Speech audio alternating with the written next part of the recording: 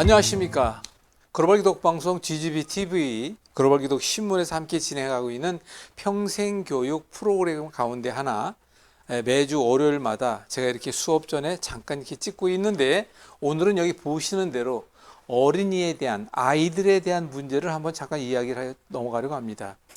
오늘은 우선 아이들도 질병이 많죠. 면역력 저하 또는 아토피, 알러지, 천식 이런 게 많이 있는데, 아무튼 오늘은 그 종류별로 이야기보다는 아이들도 병이 오지 않느냐? 그럼 아이들이 병이 오게 되는 원인은 무엇이며, 그러면 그것은 어떠한 방법으로 대처해야 되느냐? 그 부분에 대해서 잠깐 살펴보도록 하겠습니다. 먼저 이렇게 이야기하고 싶어요. 아이들이다. 아이는 누가 키워야 되죠? 엄마입니다. 엄마 손에서 그 아이가 어느 정도 성숙된 단계, 그래서 저는 그거를 한 중학생 되기 전 이렇게 얘기를 합니다. 한 중3쯤 되면, 그때쯤 되면 그 건강을 스스로 컨트롤해 나갈 수 있는 그 나이가 되는 걸 알 수가 있죠. 자, 그럼 보겠습니다. 이것만 먼저 이해하시면 돼요. 우리 몸의 모든 병, 우리 몸의 모든 질병에는 원인이 있을까요, 없을까요? 원인이 반드시 있습니다. 그럴 때 아이들에게도 그 원인이 있을까요, 없을까요? 똑같은 거예요. 그런데 아이와 어른의 차이라고 하는 것은 세월을 얼만큼 지났느냐의 차이고, 또 하나는 우리 몸이 어느 정도 완숙 단계라는 성장 단계에 가면 그 다음부터 뭐 하죠? 쇠퇴 단계에 들어가잖아요. 그러니까 그 어떤 완숙 단계에 이르기 전까지는 다 똑같은 거예요. 그러다가 그 아이들이 아직 그 완숙 단계에 이르지 못했다 할지라도 그 아이들에 대한 걸 또 생각합시다. 아이든 어른이든 우리 몸의 구성은 세포로 되어 있습니다. 우리 몸에 문제와 질환이 온다는 것은 어디의 문제냐? 세포의 문제예요. 그러면 그 세포의 문제니까 세포를 어떻게 하면 건강하게 할 것인가, 그거를 먼저 염두에 둡시다. 물론 사람마다 다르고 병명마다 다르고 다 다르다는 건 알아요. 근데 제가 이 시간 말씀드리고 싶은 것은 포괄적으로, 통합적으로 크게 생각하자는 거예요. 그리고 세부적인 것은 다음에 또 나누도록 하더라도요. 자, 이렇게 한번 생각합시다. 아이들이든 어른이든 하루 3끼 먹어야 하는 건 똑같습니다. 아이든 어른이든 쉬지 말고 호흡, 숨 쉬어야 하는 건 똑같습니다. 어린아이든 어른이든 하루에 3분의 1시간, 적어도 8시간 가까이라고 얘기를 하는데, 그 시간은 잠들어 있어야 하는 것도 똑같아요. 왜 그럴까요? 그 왜 그런지를 한번 살펴봅시다. 우리가 하루를 3끼를 먹어야 한다. 숨 쉬어야 한다. 물도 마셔야 한다. 또한 3분의 1은 자야 한다. 왜 그럴까요? 바로 우리 몸의 세포의 성장과 세포의 건강의 유지를 위함과 세포의 문제를 해결하기 위해서는 반드시 이건 해야 한다는 거예요. 그럼 보겠습니다. 그럼 왜 우리가 하루 3끼를 먹으며 물을 마시고 산소를 공급받고 왜 자느냐? 바로 무엇일까요? 바로 피를 만들기 위한 겁니다. 혈액을 만들기 위함이에요. 그럼 또 봅시다. 갓 태어난 아기가 있습니다. 갓 태어난 그 아기도 모유를 먹어야 되잖아요. 왜 먹을까요? 어떤 사람은 저쪽에서 그러네. 살기 위해서 먹어야지. 왜 어떻게 하면 살기 때문에 그렇습니까? 바로 그것은 내 생명이 유지되기 위해서는 반드시 무엇이 만들어져야 한다? 피가 만들어져야 하고 혈액이 공급이 돼야 합니다. 어디로? 우리 몸 전체의 세포에. 그러면 우리 몸 전체의 그 세포라고 하는 곳에 피가 전달될 때 결론은 똑같아요. 제가 맨날 이 똑같은 얘기를 반복하고 있지만, 깨끗한 피가 전달돼야 될까요? 아니면 더러운 피가 전달돼야 할까요? 더러운 피라니까 좀 이상하다. 탁한 피가 더 전달돼야 할까요?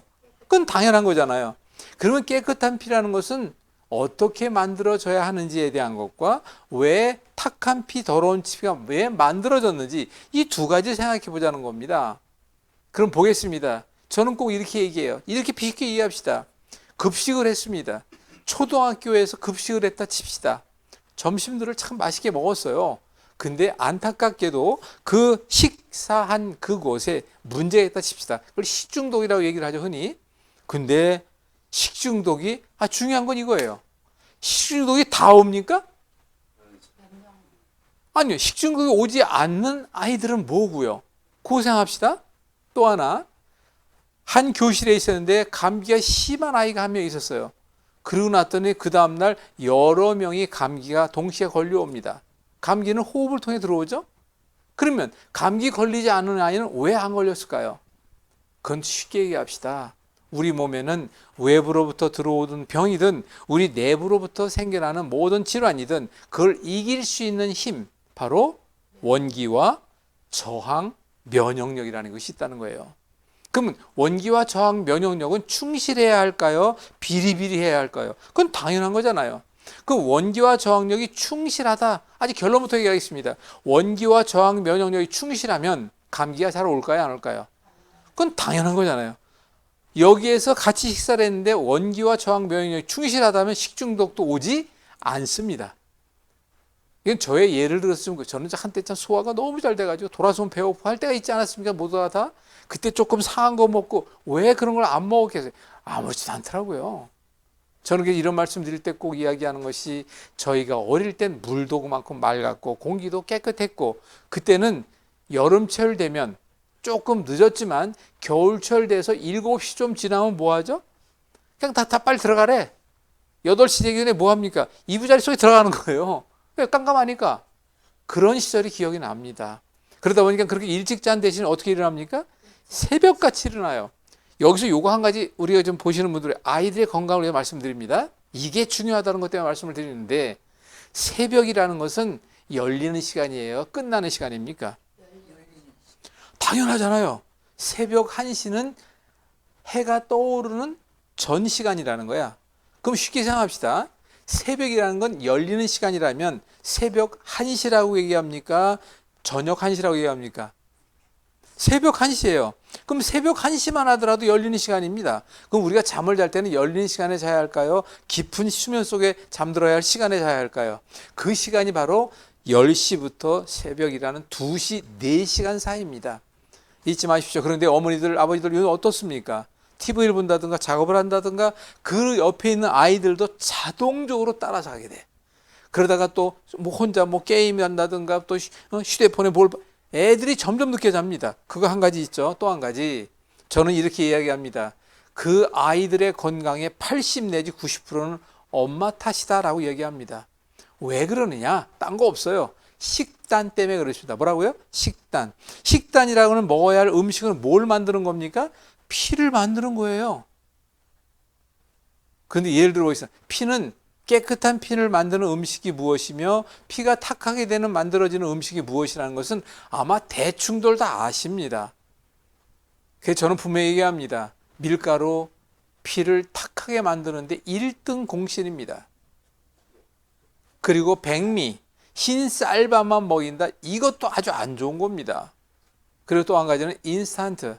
요즘 아이들 인스턴트 식품을 너무 많이 먹고 있어요.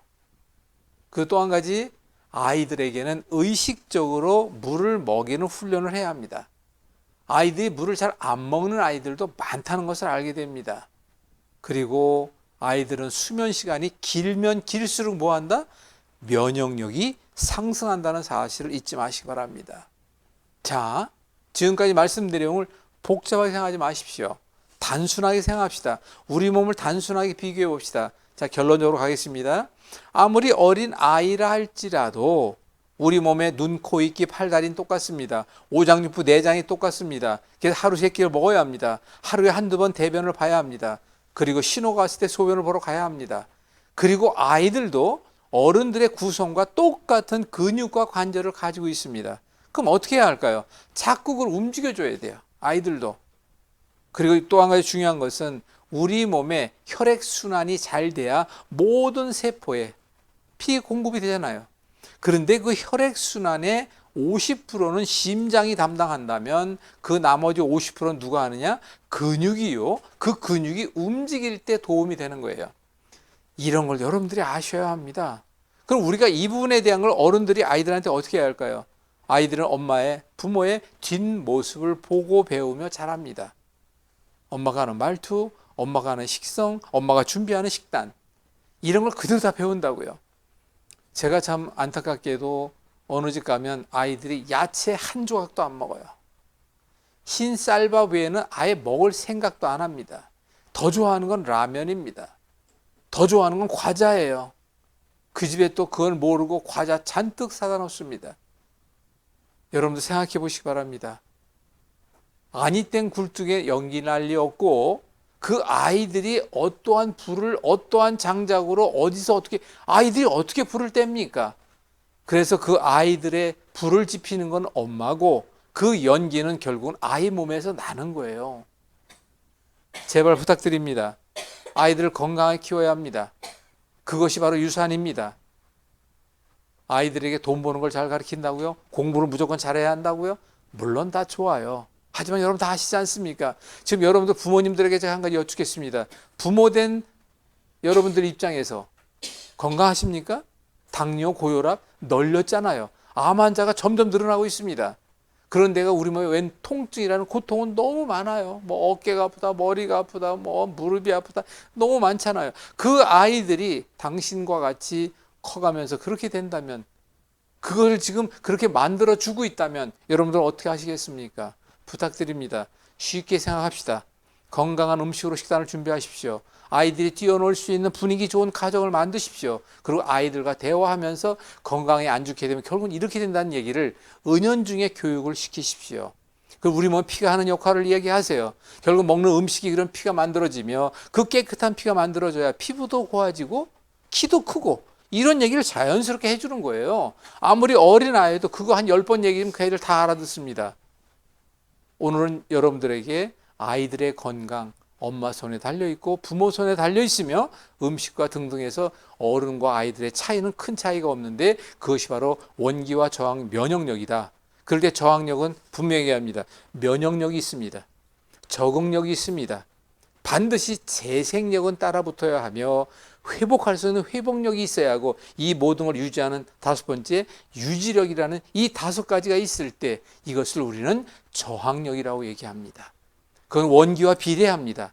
원기와 저항, 면역력 여러분들이 키워주는 아이들을 책임지셔야 합니다. 다음 시간에 더 구체적인 내용으로 만나 보겠습니다. 감사합니다.